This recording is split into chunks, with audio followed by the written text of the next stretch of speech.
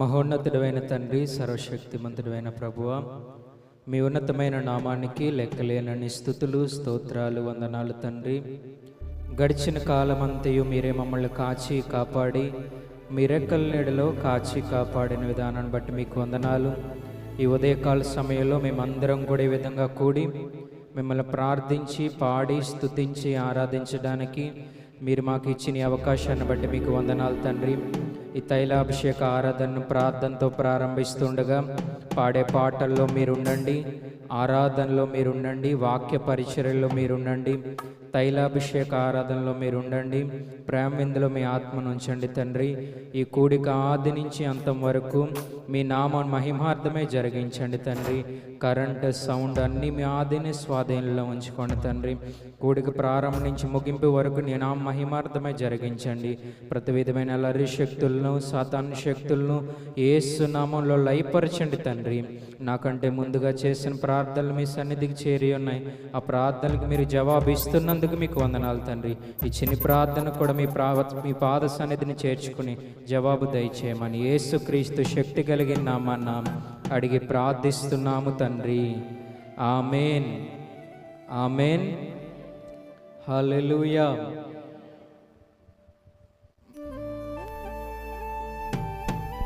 మరి సమయంలో కొన్ని పాటలు పాడుకుని దేవుని నామాన్ని మహింపరుద్దాం. నీవుంటే నాకు చాలు,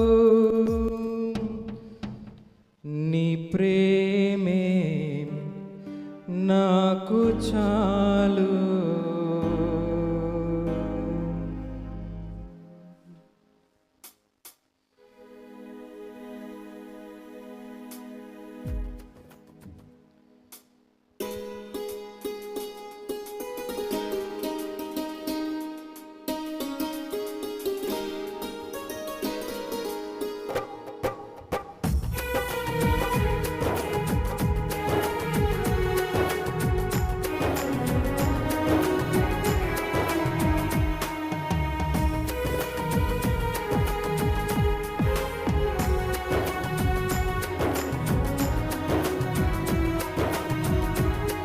నిన్నే నమ్ముకున్నానయ్యా, నా చేయి పట్టి నడుపు. నిన్నే నమ్ముకున్నానయ్యా, నా చేయి పట్టి నడుపు. నీవుంటే నాకు చాలు, నీ ప్రేమే నాకు చాలు, నీవుంటే నాకు చాలు, నీ ప్రేమే నాకు చాలు.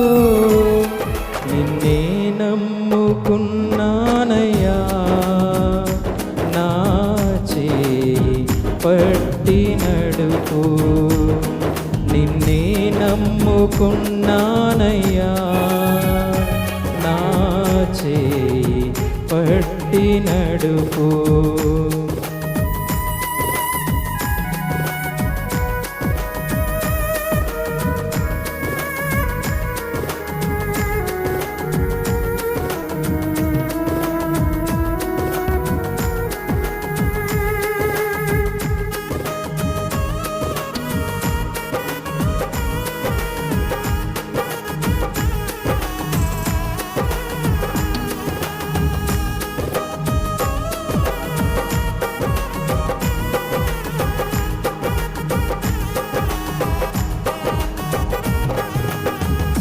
లోకాన్ని నే ప్రేమించాను, స్నేహితులను నే నమ్మాను.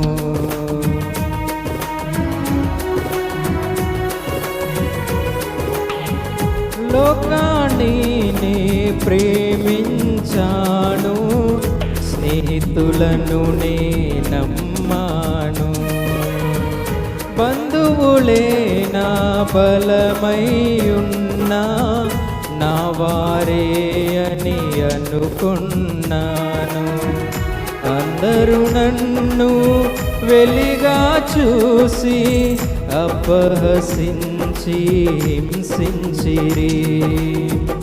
అందరూ నన్ను వెలిగా చూసి అపహసించి హింసించిరి. నీ ఆలోచనే మరువలేదు, నీ కృపయే నన్ను విడువలేదు. నీ ఆలోచనే మరువలేదు, నీ కృపయే నన్ను విడువలేదు. నీవుంటే నాకు చాలు, నీ ప్రేమే నాకు చాలు.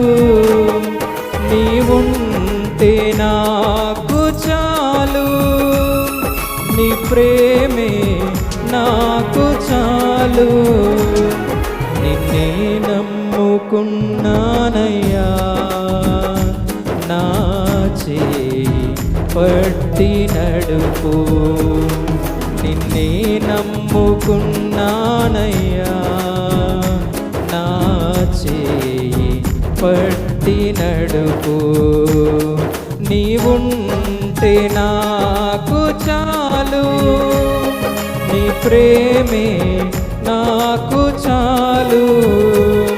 నీవుంటే నాకు చాలు, నీ ప్రేమే నాకు చాలు.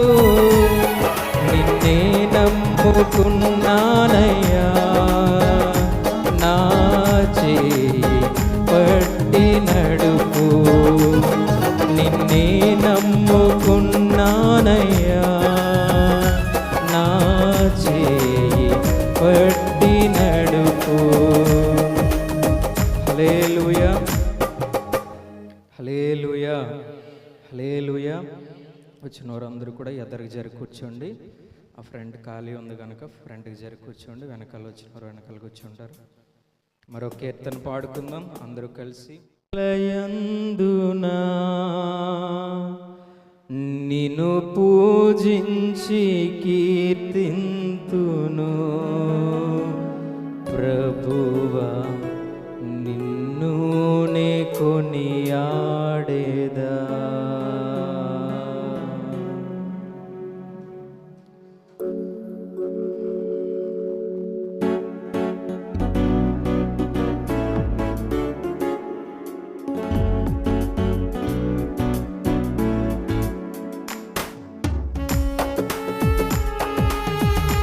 చప్పట్లు కొడుతూ పాడదాం అందరూ.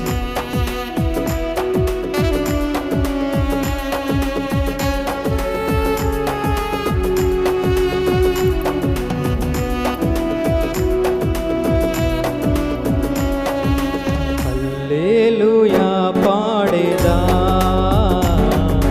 ప్రభు నిన్ను కొనియాడేదా. హల్లెలూయా పాడేదా, ప్రభు నిన్ను కొనియాడేదా. అన్ని వేళలయందునా నిన్ను పూజించి కీర్తింతును. అన్ని వేళలయందునా నిన్ను పూజించి కీర్తింతును ప్రభువా, నిన్ను నే కొనియాడేదా. హల్లెలూయా పాడేదా, ప్రభు నిన్ను కొనియాడేదా. హల్లెలూయా పాడేదా, ప్రభు నిన్ను కొనియాడేదా.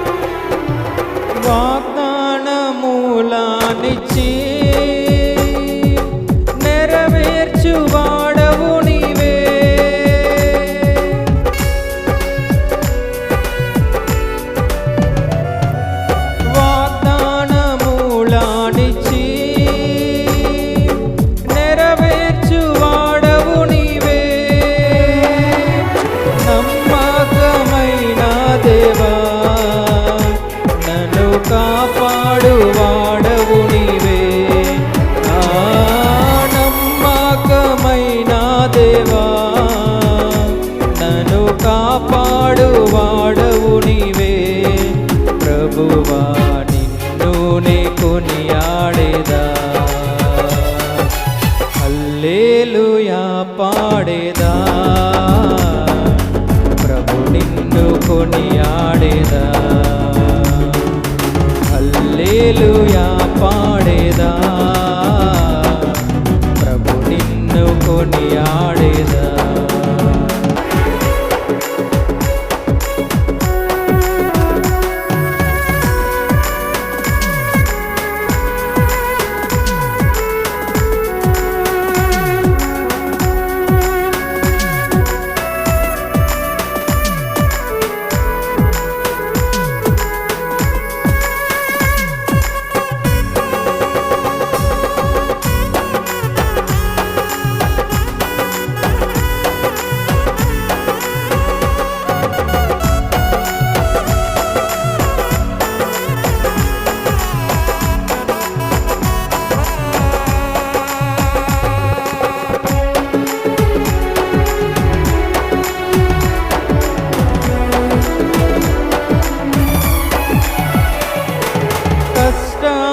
కష్టములన్నిటినీ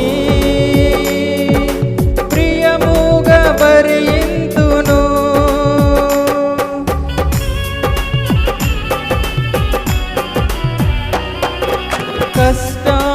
కష్టములన్నిటినీ ప్రియముగా భరింతును, నీ కొరకే జీవింతును, నా జీవంబు దాతవు నీవే. నీ కొరకే జీవింతును, నా జీవంబు దాతవు నీవే. ప్రభువా నిన్ను కొనియాడేదా,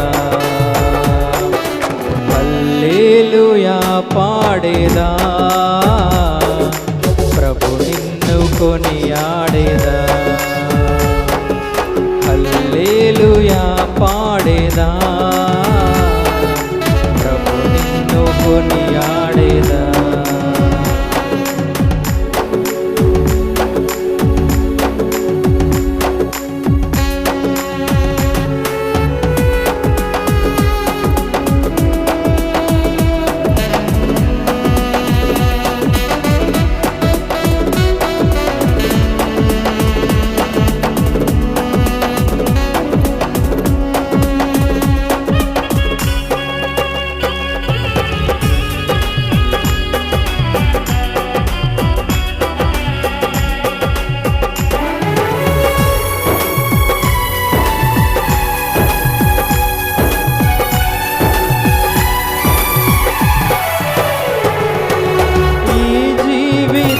యాత్రలో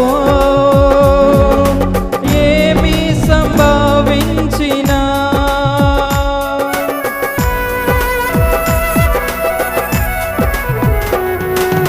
ఈ జీవిత యాత్రలో ఏమి సంభవించినా, మహిమానికే ఓ ప్రభు, ఇది నాది నా ప్రార్థన. మహిమానికే ఓ ప్రభు, ఇది నాది నా ప్రార్థన. ప్రభువా నిన్ను నే కొనియాడేదా, హల్లెలూయా పాడేదా, ప్రభు నిన్ను కొనియాడేదా. హల్లెలూయా పాడేదా, ప్రభు నిన్ను కొనియాడేదా. అన్ని వేళలయందునా నిన్ను పూజించి కీర్తింతును, అన్ని వేళలయందునా నిన్ను పూజించి కీర్తింతును. ప్రభువా నిన్ను నే కొనియాడేదా, హల్లెలూయా పాడేదా, ప్రభు నిన్ను కొనియాడేదా. హల్లెలూయా పాడేదా, నిన్ను కొనియాడేదా. హల్లెలూయా.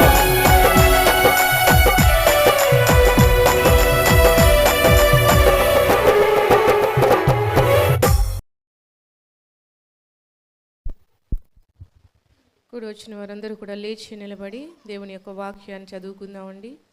పరిశుద్ధ గ్రంథాన్ని తెరచి 91వ దావీదు కీర్తన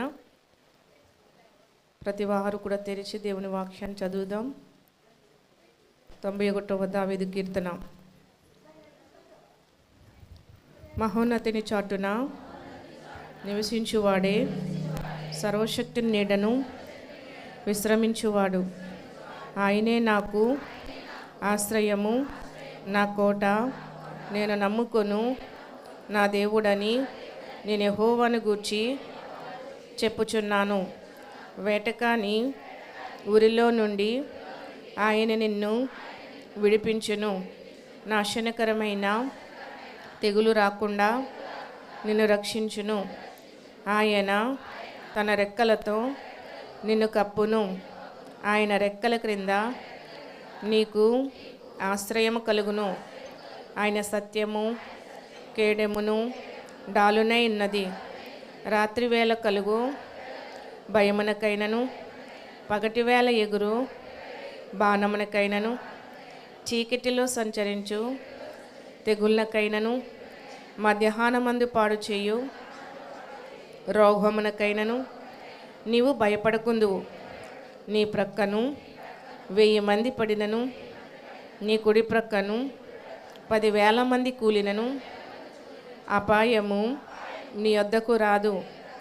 నీవు కన్నులారా చూచుచుండగా భక్తిహీనులకు ప్రతిఫలము కలుగును. యెహోవా నీవే నా ఆశ్రయమని నీవు మహోన్నతుడైన దేవుని నీకు నివాస స్థలముగా చేసుకుని ఉన్నావు. నీకు అపాయమేమీ రాదు. ఏ తెగులును నీ గుడారమును సమీపించదు. నీ మార్గములన్నిటిలో నిన్ను కాపాడుటకు ఆయన నిన్ను గూర్చి తన దూతలకు ఆజ్ఞాపించును. నీ పాదములకు రాయి తగులకుండా వారు నిన్ను తమ చేతుల మీద ఎత్తి పట్టుకుందురు. నీవు సింహములను నాగుపాములను త్రొక్కెదవు. కొదమ సింహములను భుజంగములను అనగద్రొక్కెదవు. అతడు నన్ను ప్రేమించుచున్నాడు గనుక నేను అతన్ని తప్పించేదను. అతడు నా నామము ఎరిగినవాడు గనుక నేను అతన్ని ఘనపరిచేదను. అతడు నాకు మొర్రపెట్టగా నేను అతనికి ఉత్తరం ఇచ్చేదను. శ్రమలో నేను అతనికి తోడై ఉండేదను. అతన్ని విడిపించి అతని గొప్ప చేసేదను. దీర్ఘాయువు చేత అతనిని తృప్తిపరిచేదను. నా రక్షణ అతనికి చూపించేదను. కొద్ది మాటలు దేవుడు మన అందరి వినికుల్లో దీవించును గాక. ఆమేన్. అందరూ అలా లేచి నిలబడండిగా ఆరాధన చేసుకుందామండి. హల్లెలూయా, హల్లెలూయా. సర్వోన్నతుడా నీవే నాకు ఆశ్రయ దుర్గమని దేవుని పాడుతూ కనపరుద్దామండి. సర్వోన్నతుడా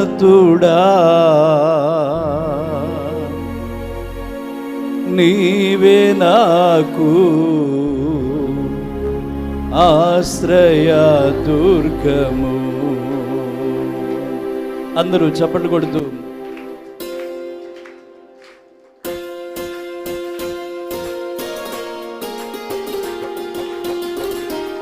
నోరారా చెప్దాం. అందరూ చప్పట్లు కొడుతూ పాడుతూ పాడాం.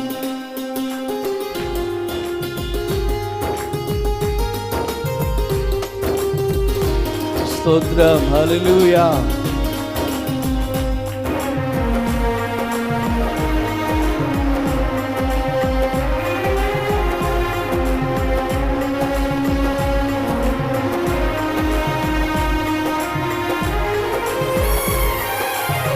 సర్వోన్నతుడా నీవే నాకు ఆశ్రయ దుర్గము.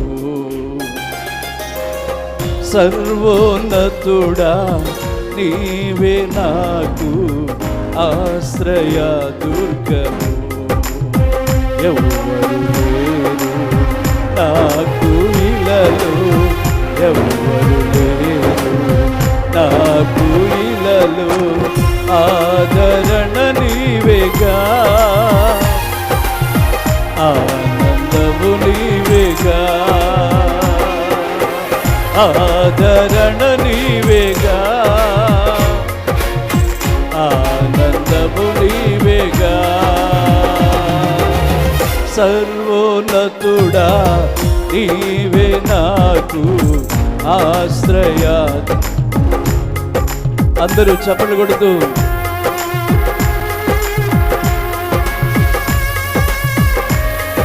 స్తోత్రమయ్యా.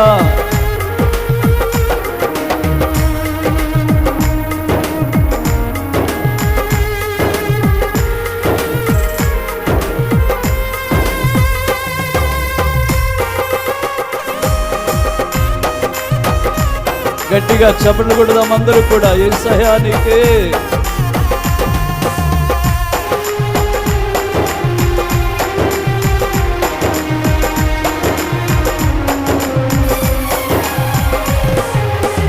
నీ దినములన్నిట ఎవ్వరు నీ ఎదుట నిలువలేదని యెహోషువతో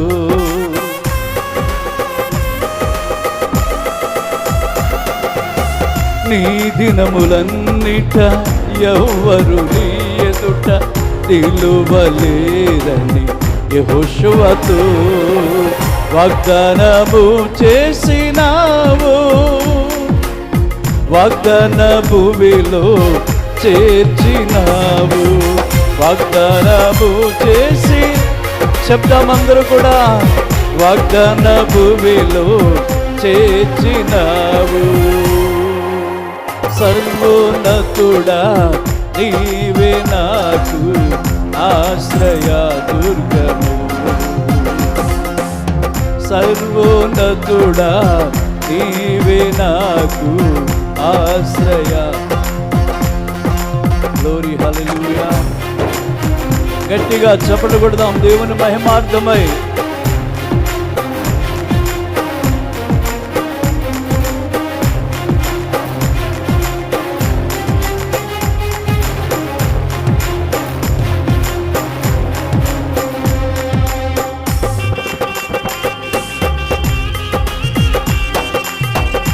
స్తోత్రం, హల్లెలూయా, స్తోత్రం.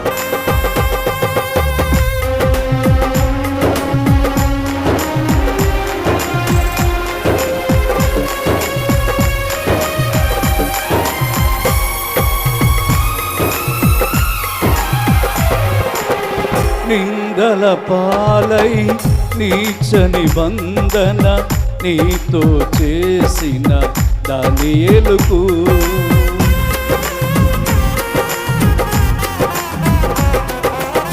నిందల పాలై నీచ నిబంధన నీతో చేసిన దానియేలుకు సింహాసనమిచ్చినావు, సింహాల నోళ్లను మూసినావు. సింహాసనమిచ్చినావు, సింహాల నోళ్లను మూసినావు. సర్వోన్నతుడా నీవే నాకు ఆశ్రయ దుర్గము. సర్వోన్నతుడా నీవే ఆశ్రయ దుర్గము. అందరూ గట్టిగా చప్పట్లు కొడుతూ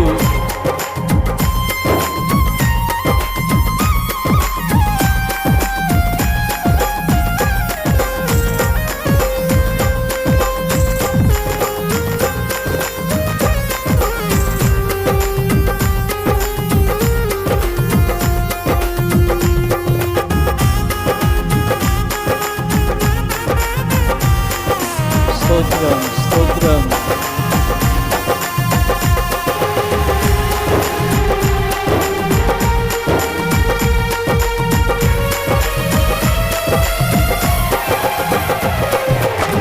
నీతి కిరీటము దర్శనముగా దర్శించిన పరిశుద్ధ పౌలకు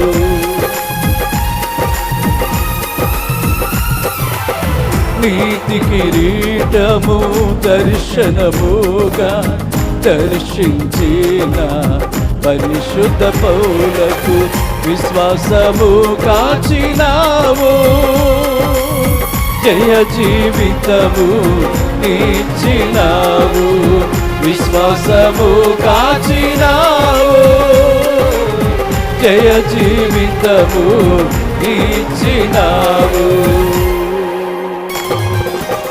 సర్వోన్నతుడా నీవే నాకు ఆశ్రయ దుర్గము, సర్వోన్నతుడా నీవే నాకు ఆశ్రయ దుర్గము.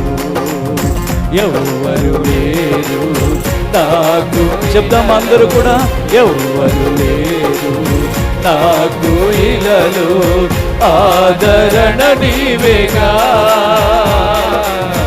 ఆనందము నీవేగా, ఆదరణ నీవేగా,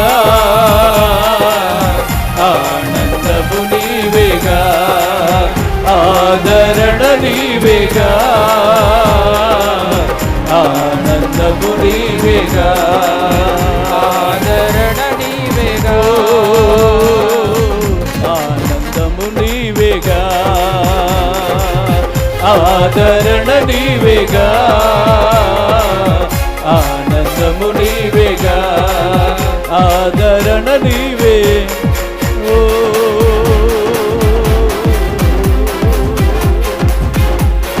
ఆనందము నీవేగా.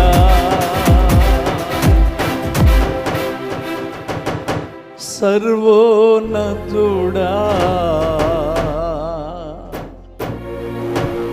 నీవే నాకు ఆశ్రయ దుర్గము, సర్వోన్నతుడా నీవే నాకు ఆశ్రయ దుర్గము. ఎవ్వరు లేరు నాకు, అవునండి మనకెవరు లేరు ఈ లోకంలో, ఎవ్వరు లేరు నాకు ఇలలో ఆదరణ నీవేగా, ఆనందము నీవేగా, ఆదరణ నీవేగా, ఆనందము నీవేగా. నిందల పాలై నీచ నిబంధన నీతో చేసిన దానియేలుకు, నిందల పాలై నీచ నిబంధన నీతో చేసిన దానియేలుకు, సింహాసనమిచ్చినావు, సింహాల నోళ్ళను మూసినావు, సింహాసనమిచ్చినావు, సింహాల నోళ్ళను మూసినావు. సర్వోన్నతుడా నీవే నాకు ఆశ్రయ, ఎవరు మౌనంగా ఉండొద్దండి. సర్వోన్నతుడా నీవే నాకు ఆశ్రయ, ఎవ్వరు లేరు నాకు ఇలలో, ఎవ్వరు లేరు నాకు ఇలలో ఆదరణ నీవేగా, ఆనందము నీవేగా, ఆదరణ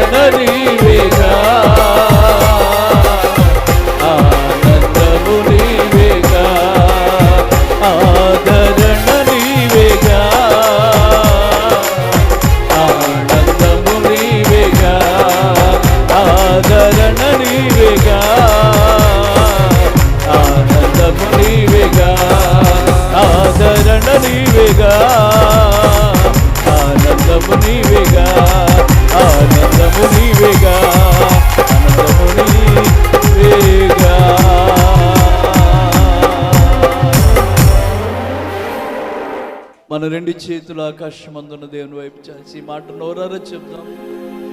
సర్వోన్నతుడా నీవే నాకు ఆశ్రయ దుర్గము. సర్వోన్నతుడా నీవే నాకు ఆశ్రయ, ఎవరు లేరు నాకు ఇలలో, ఎవరు లేరు నాకు ఇలలో, ఆదరణ నీవేగా, ఆనందము నీవేగా, ఆదరణ నీవేగా, ఆనందము నీవేగా, ఆనందము నీవేగా. గట్టిగా చప్పట్లు కొడుతూ ప్రభువును మహింపడతాం. హల్లెలూయా, హల్లెలూయా. ప్రార్థన చేసుకుందామండి. మమ్మల్ని అతిమికిలుగా ప్రేమిస్తున్న మా తండ్రివైన దేవా, నీ ఘనమైన విలువైన శ్రేష్టమైన నామాన్ని బట్టి మిమ్మల్ని ఎంతగానో స్తుతిస్తున్నాము తండ్రి. గతించిన సంవత్సరం అంతా కూడా ఈ 12 నెలలు తైలాభిషేక ఆరాధనలో మీరు మాకు తోడుగా ఉన్నారు. మరొక సంవత్సరం, నూతన సంవత్సరం 2026 సంవత్సరం మొదటి నెల ఈ తైలాభిషేక ఆరాధనలో తండ్రి కూడా వచ్చిన నీ ప్రియబిడ్డలందరిని బట్టి మిమ్మల్ని స్తుతిస్తున్నాము నాయనా. మీరు చెప్పి ఉన్నారు తండ్రి, ఎక్కడ నా నామంలో 2-3 కూడి ఏకీభవిస్తారో వారి మధ్యలో నేనున్నానని సెలవిచ్చిన గొప్ప దేవుడవు, నమ్మదగిన దేవుడు ప్రభా. మా మధ్యలో మీరున్నారు తండ్రి. అందుని బట్టి మీకు కృతజ్ఞతాస్తుతులు, వందనాలు తెలియజేస్తున్నాం. శక్తి చేత కాదు, బలము చేతనో కాదు, నా ఆత్మ ద్వారా కార్యం చేస్తానన్నావు ప్రభా. ఈ తైలాభిషేక ఆరాధనకు వచ్చిన ప్రియబిడ్డలందరినీ మీ చేతులకు అప్పగిస్తున్నాం తండ్రి. నువ్వెంతైనా నమ్మదగిన దేవుడు, నువ్వు మంచివాడవు తండ్రి. చేసిన ప్రార్థనలు, పాడిన పాటలు, ఆరాధన, ధ్యాన వాక్యాలు మీరున్నారు కనుక, వాక్యమనగా మీరే గనుక పూర్తిగా నన్ను సిలువ చెంత మరుగుపరచండి. నేల మట్టుకు తగ్గుతున్నాం తండ్రి, మిమ్మల్ని ఆకాశం అంత ఎత్తుగా హెచ్చిస్తున్నాం తండ్రి. మీరు మాతో నాతో మాట్లాడి మా చెవులకి వినుబుద్ధి పుట్టించండి. కీర్తనకాడు అంటున్నాడు కదా, నీ వాక్యము మమ్మల్ని బ్రతికిస్తుంది, ఇదే మా బాధల్లో మాకు నెమ్మదినిస్తుందని చెప్పినట్లుగా ఈ రోజున నీ ప్రతి మాట మా కుటుంబాలకి నెమ్మదిని బ్రతికించేటట్టు మీరు మాతో మాట్లాడమని మందిరము లోపల వెలుపట ఉన్న ప్రియబిడ్డలందరినీ మీ చేతులకు అప్పగించుకుంటూ, ఏ ఆటంకాల అభ్యంతరాలు లేకుండా, మా ఆశీర్వాదాలకు ఏది అడ్డుగా నిలవకుండా మీ సన్నిధి మాత్రమే మాకు తోడుగిమ్మని యేసయ్య శక్తి కలిగిన నామాన అడిగి ప్రార్థన చేస్తున్నాము తండ్రి. ఆమేన్. దయచేసి ఎవరి స్థలాల్లో వారు కూర్చుందామండి.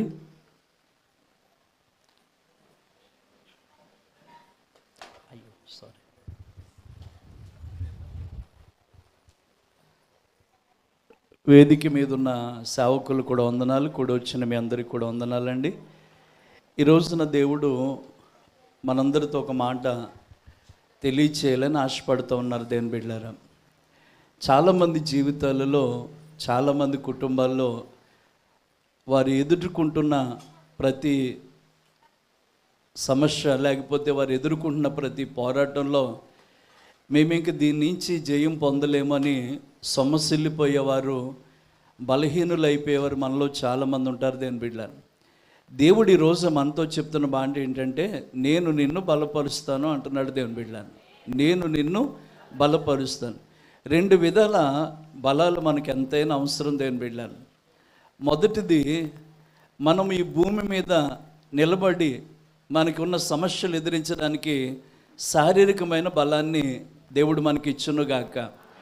ఒకవేళ ఇంకా దురాత్మలు, లేకపోతే ఒకవేళ సాతాను నుంచి వచ్చే పోరాటాలు అయితే అది జయించే శక్తి, ఆత్మీయమైన బలాన్ని కూడా దేవుడు ఇచ్చునుగాక. ఒక విధంగా చెప్పనివ్వండి, మనందరూ బలవంతులు అనుకుంటాం.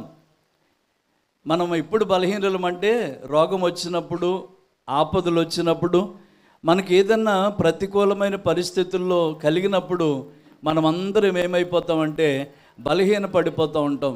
మీకు చెప్పమంటారు మాట, ఎంత లావుగా ఉన్న మనిషి అయినా, ఎంత జిమ్ చేసి 6 ప్యాక్స్ పెంచిన వ్యక్తులైనా ఒక చిన్న నీళ్ళు అంటే సూది దగ్గరికి వస్తులోకి ఏం చేస్తారు?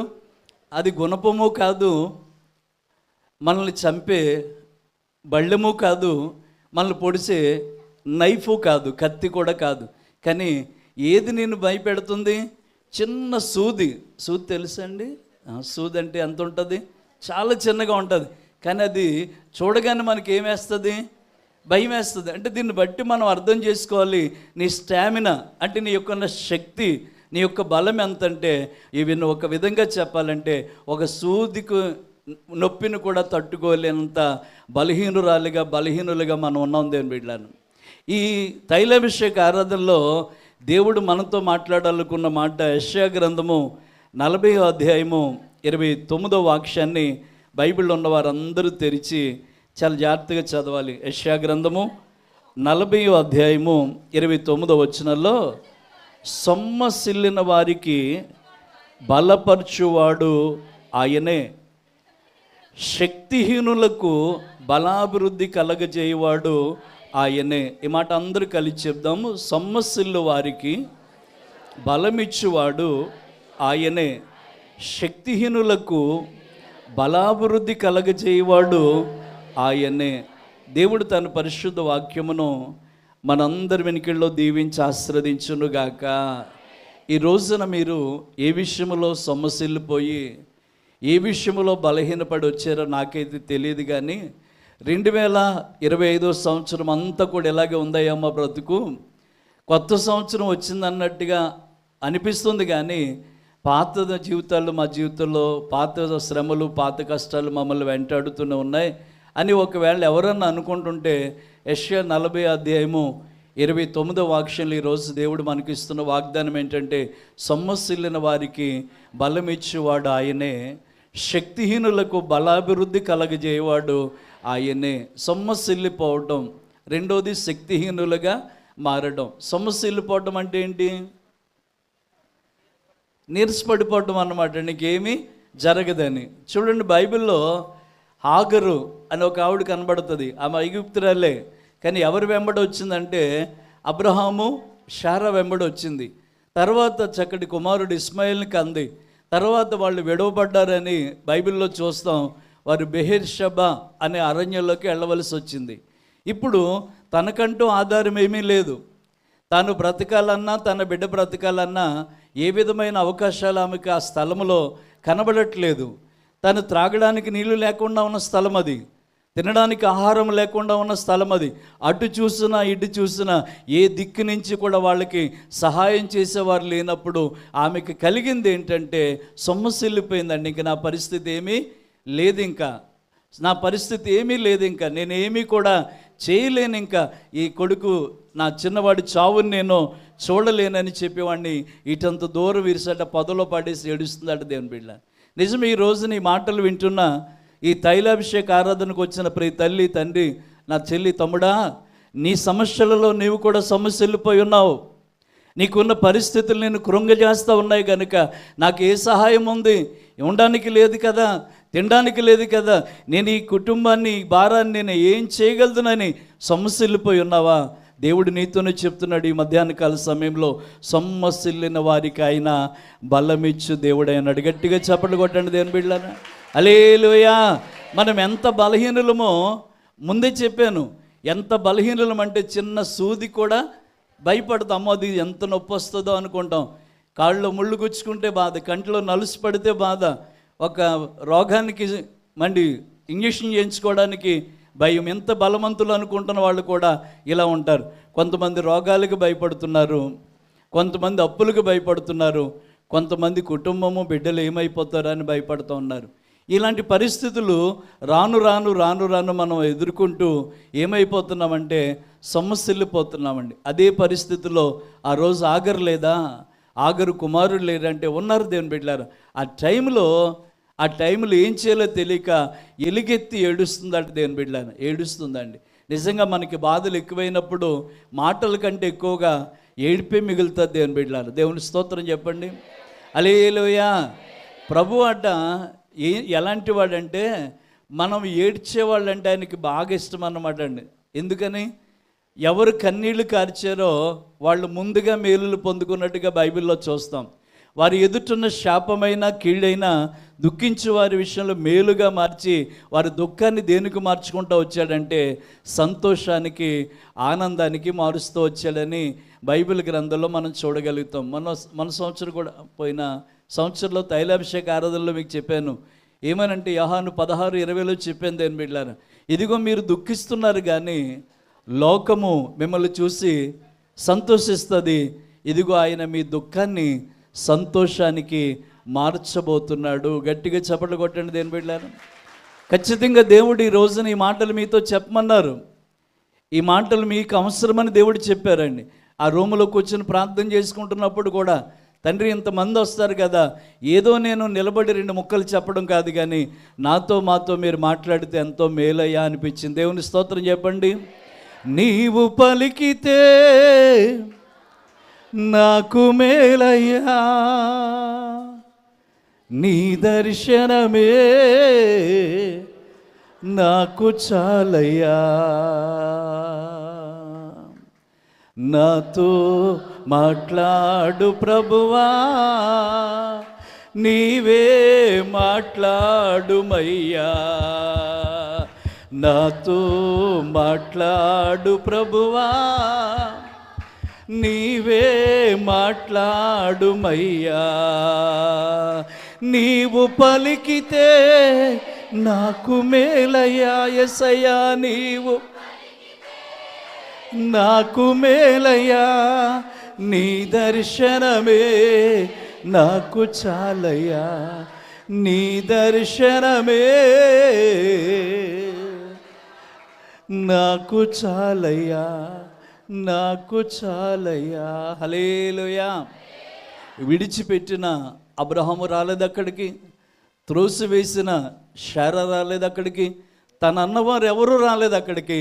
తను ఓదార్చడానికి, తన సమస్యలను ఆమెని బలపరచడానికి ఎవరు వచ్చారయ్యా బెహర్ష బరంజుల కంటే? ఆగరు నీకేమొచ్చింది అని అడిగడానికి దేవుడు వచ్చాడు అక్కడ. దేవుని స్తోత్రం చెబుతామండి. హల్లెలూయా. ఈరోజు నీ కష్టాలు, నీ పరిస్థితులు, నీకున్న ఇబ్బందుల్లో అయ్యో నా వాళ్ళు ఎవరూ రాలేదు, నన్ను పట్టించుకోలేదు అనుకుంటే, నువ్వు ఆరాధిస్తున్న దేవుడు నీ కన్నీటిని, నీ పరిస్థితిని చూసి ఏ విషయంలో నువ్వు సమస్యలు పోయావో, ఏ విషయంలో శక్తిహీనులుగా నువ్వు నిలిచిపోయావో ఆ స్థలములో మరలా తిరిగి నిన్ను బలపరచువాడుగా దేవుడు ఉన్నాడండి. నిన్ను నిలబెట్టేవాడిగా దేవుడు ఉన్నాడండి. నిన్ను పోషించేవాడిగా దేవుడు ఉన్నాడు. దేవుని బిడ్డ నమ్మితే 2 చేతులు పైకి స్తోత్రం చెప్పండి. ఓసారి ఇక్కడ మా పేరవరం సంఘ బిడ్డలు కూడా ఉన్నారు, ఈ సాక్ష్యాన్ని వినండి ఒకసారి. మా నాన్నగారు మంచి సేవకులు అండి, చాలా మంచి దైవజనులు. ఆయన సేవా జీవితంలో కొన్ని వందల మందిని దేవుని దగ్గర నడిపించిన మంచి సేవకులు ఆయన. మరి అదేంటో కానీ దావీదు వల్ల ఆయన ఒక మందిరాన్ని కూడా కట్టలేకపోయారు. ఎక్కడో చోట, ఈవెన్ ఇక్కడ పద్మక్క గారు కూడా ఉంటారు, మా పద్మక్క వచ్చి ఉంటే తెలుస్తుంది. వాళ్ళ ఇంటి పక్కన కొంచెం స్థలం ఇస్తే దాంట్లో గేదెలకు వేసుకునే పాకలాగా ఓ షెడ్ వేసి అక్కడ అందులో కూడా పెట్టారు. అరుగుల మీద ఎవరో గోపాలం గారు అని వాళ్ళ స్థలంలో ఇలాగ చాలా చోట పిల్లల్ని పెట్టి వాళ్ళు స్థలాలు తిప్పినట్టుగా నాన్నగారు సేవా జీవితంలోనండి అక్కడ అరుగు మీద ఈ ఇంటిలో ఈ పంచన అంటే తెలుసు కదా, సూర్యున దేవుని పని చేస్తూ ఉండేవారు. నాకైతే అనిపిస్తూ ఉండేది, ఏమైనా సరే ఆయనకంటే వెనకాల సేవలోకి వచ్చాను, ఆయనకంటే ముందుగా మందిరాలు కట్టడం మొదలుపెట్టాను. ఏమైనా సరే పేదవారిలో ఒక మందిరం కట్టాలని ఆశ ఉండేది దేవుని బిడ్డలను. అటువంటి టైంలో మన దగ్గర సామర్థ్యత లేదు, అంత ధనము లేదు, అంత శక్తి మన దగ్గర లేదు. కానీ దేవుణ్ణి అడుగుతూ ఉండేవాళ్ళం. ఒక స్థలాన్ని లీజుకి తీసుకుని మా నాన్నగారు ఓ చిన్న తాటాకుపాకు వేసారు దేవుని బిడ్డలను. ఓ చిన్న తాటాకుపాకు వేసారు. మీకు విషయాన్ని ఖచ్చితంగా చెప్పాలి దేవుని బిడ్డలను. ఏంటి ఆ విషయం అంటే, చాలామంది నమ్మేది ఏంటంటే ఓ పెద్ద మందిరంలోనూ 100 మంది 1000 మంది వచ్చే సంఘములో దేవుడు ఉంటాడని మీరు అపోహపడుతున్నారేమో. ఒకవేళ ఒక దైవజనుడిగా నేను చెప్తాను, ఒక్క మనిషి ఉన్న కాడ కూడా దేవుడు ఉంటాడు దేవుని బిడ్డలను. ఎందుకంటే ఆయన దృష్టిలో ఆ ఒక్క ఆత్మ కూడా ఆయనకి ఎంతైనా విలువైనది. దేవుని స్తోత్రం చెప్దామండి. మీరు విలువ పెట్టి కొనబడిన వారు, మీరు మీ సొత్తు కాదు, మీరు ఆయన వారు అని బైబిల్లో రాస్తున్నట్టుగా ఆ పాకలోనైనా సరే పేరవారం సంఘబిడ్డలు వెళ్ళి దేవుణ్ణి ఆరాధిస్తూ ఉండేవారు. నాకు బాగా గుర్తు, డ్రైన్ పక్కన ఉండేదేమో, వర్షం వచ్చినప్పుడల్లా ఈ బిడ్డలు వేసుకొచ్చిన చెప్పులన్నీ ఆ డ్రైన్ కాలువలో కొట్టుకెళ్ళిపోతూ ఉంటాయి. అలా ఓ పిట్రమన్స్ లైట్ వెలిగించుకుని, ఓ లైట్ వెలిగించుకొని మా అమ్మగారిని తీసుకుని రమ్ము కట్టుకొచ్చి, ఇలాంటి మైకులు లేవు, ఇలాంటి సదుపాయాలు సౌకర్యాలు కూడా లేని రోజుల్లో ఆయన కష్టపడుతూ ఉండేవారండి. ఆ తర్వాత ఆ వెనకనే ఒక మాస్టర్, వాళ్ళు మంచి ఉద్యోగస్తులు, ఆ సంఘం పెద్దది, 100 డబ్బున్నవారు వాళ్ళందరూ కూడా. వాళ్ళు ఏం చేశారంటే వాళ్ళకి మందిరం కట్టుకున్నారు, చాలా మంచి మందిరం కట్టారు కింద పైన. వారికి ఏమంటారండి, బళ్ళు పెట్టుకోవడానికి చెప్పుల స్టాండ్లకి వాళ్ళకి ప్లేస్ లేదు. అప్పుడు ఈ స్థలం గల వాళ్ళ దగ్గరికి వెళ్ళి స్థలాన్ని మాకు అమ్మేయండి అంటే వాళ్ళు అమ్మేయడానికి సిద్ధమయ్యి వాళ్ళు ఏం చేశారంటే స్థలాన్ని అమ్మేశారు. దేవుని స్తోత్రం చెప్పండి. ఆ స్థలాన్ని వాళ్ళకి అమ్మేసి అగ్రిమెంట్ అయిపోయింది, భజన తీసుకున్నారు దేవుని బిడ్డలారు. వెంటనే ఆ సంఘ పెద్దలు మేము ప్రార్థన పెడుతున్న స్థలానికి వాళ్ళ చర్చికి ఒక ప్రహరీ గోడ ఉంటుంది, దాన్ని పగలు కొట్టుకుని, ఆ గోడ పగలు కొట్టి, ఎందుకంటే మాదే కదా అని ఆ పగలు కొట్టుకుని శుక్రవారం నాడు ఇలాగే ప్రార్థన జరుగుతూ ఉందండి. అప్పుడు వచ్చి అన్నారట, అయ్యా పాస్టర్ గారు మేము కొనుక్కున్నాం, ఖాళీ చేసేయండి అని చెప్పి ఆ ఉన్న పాకను పీకించేశారు. ఆ తాటాకులు ఆ కర్రలన్నీ ఓ పక్కన పెట్టేశారు, మెరకేశారు. మెరకు తోలుకోండి, లేకపోతే మేము ఇక్కడ మేము పార్కింగ్ కింద వాడుకోలేదని చెప్పి వాళ్ళకి ఎంటేశారండి. ఇలాంటి విషయాల్లో నాకు చెప్పారు దేవుని బిడ్డలారు. ఇప్పుడు ఆగర్ని శారా గంటేసింది, అబ్రహాము వదిలిపెట్టాడు. నేను అంటాను, దేవుని బిడ్డల్ని ఎవరు చెయ్యి విడిచినా నేను విడువను. చూడండి, ఇదే 40 అధ్యాయం 26 వచనంలో దేవుడు ఒక మాట చెప్తాడు. కింద మాటలో 26 వచనంలో కదా చదువుతున్నారు, కింద మాటలో చదవండి.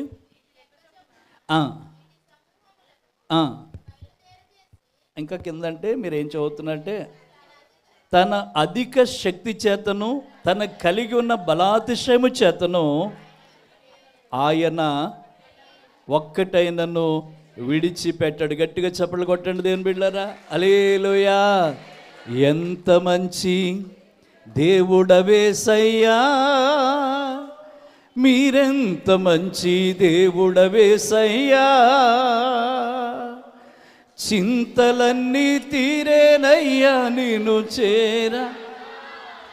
ఎంత మంచి, మరొకసారి, మా చింతలన్నీ తీరేనయ్యా నిన్ను, ఎంత మంచి, మీరెంత మంచి. హల్లెలూయా. ఆయన అధిక శక్తి చేతను ఆయన బలాతిశయము చేతను దేనిని కూడా విడిచిపెట్టాడు. దేవుని స్తోత్రం చెప్దామండి. మనం ఆరాధిస్తున్న దేవుడు అధిక శక్తిమంతుడు, బలాతిశయము కలిగిన వాడు. అమ్మా నిన్ను విడిచిపెట్టాడు, అయ్యా నిన్ను విడిచిపెట్టాడు, అమ్మా నిన్ను విడిచిపెట్టాడు. ధైర్యంగా ఉండు. ఎవరు నిన్ను త్రోసేసినా, ఎవరు నిన్ను ఎన్నిక లేకుండా పక్కన పెట్టినా దేవుడు మాత్రం నిన్ను విడిచిపెట్టే దేవుడు, అనాదిగా విడిచిపెట్టేవాడు కాదండి. బయటికి గెంటేశారు, నాకు చెప్పారండి. అయితే ప్రార్థన పెట్టుకోవడానికి ప్లేస్ లేక ఒక నడి రోడ్డు మీద, నాకు ఉన్న అనుభవాల్లో 2 చోట్ల రోడ్ల మీద ప్రార్థన పెట్టాం. వాడపల్లిలో మమ్మల్ని గెంటేసినప్పుడు, ఇక్కడ మందిరం లేనప్పుడు రోడ్ల మీద ఆరాధన చేసిన రోజులు నాకు గుర్తున్నాయి. పేరవారంలో గెంటేసినప్పుడు రోడ్డు మీద ఆరాధన చేసిన రోజులు గుర్తున్నాయి. మనం నమ్మిన దేవుడు వాళ్ళ దగ్గర డబ్బును బట్టి స్థలాలు కొనగలుగుతారు, వాళ్ళు కొన్న పలుకుబడిని బట్టి ఏదైనా డబ్బు ఉంటే కొండ మీదన కోతిని తీసుకురాగలుగుతారు. మన దేవుని అధిక శక్తి చేతను ఆయన బలాతిశయము చేతను మనలో ఒక్కటిని కూడా ఆయన మరిచిపోయి విడిచిపెట్టే దేవుడు కాదండి. కొండ మీదన కోతి డబ్బుతో రావచ్చు, ప్రార్థన ఉంటే దేవుని శక్తితో ఆ కొండే నీ దగ్గరికి వస్తుందంట. దేవుని స్తోత్రం చెబుతామండి. హల్లెలూయా. ఇక్కడ వాళ్ళు వెంటనే చెప్పి రోడ్డు మీద ప్రార్థన పెట్టుకున్నాం. ఆ తర్వాత అమ్మిన వాళ్ళకున్న కుమార్తెట, తాతయ్య గారు ఇప్పటి నుంచి ఇక్కడ ప్రార్థన పెడుతున్నారు, రిజిస్ట్రేషన్ రోజు నేను సంతకం పెట్టడానికి రాను, ఇస్తే పాస్టర్ గారికి ఇవ్వండి లేకపోతే మానేయండి అని చెప్పి ఆమె అడ్డం తిరిగిందంటే దేవుని బిడ్డ. రిజిస్ట్రేషన్ ఆగిపోయింది, స్థలం ఆగిపోయింది. మా సంఘ పెద్ద గారిని పిలిచారు. మా సంఘ పెద్ద గారితో అన్నారు, వాళ్ళకైతే ఎవరడ్డ మీకు ఇస్తారట చూడండి అని చెప్తే సంఘ పెద్ద గారు నాకు ఫోన్ చేశారు, అయ్యి ఎంత ఉంటే అంత పట్టుకెళ్ళి ఇచ్చేయండి అయ్యా, ఆ స్థలాన్ని ఆప్ చేయండి అంటే ఆయన వెళ్ళి పాపం ఆయనకు వచ్చిన జీతం వచ్చిందంటే ఆ బీరువాలో పెట్టారట చెల్లి, అది తీసుకెళ్ళి ఇచ్చారు. దేవుని స్తోత్రం చెబుతామండి.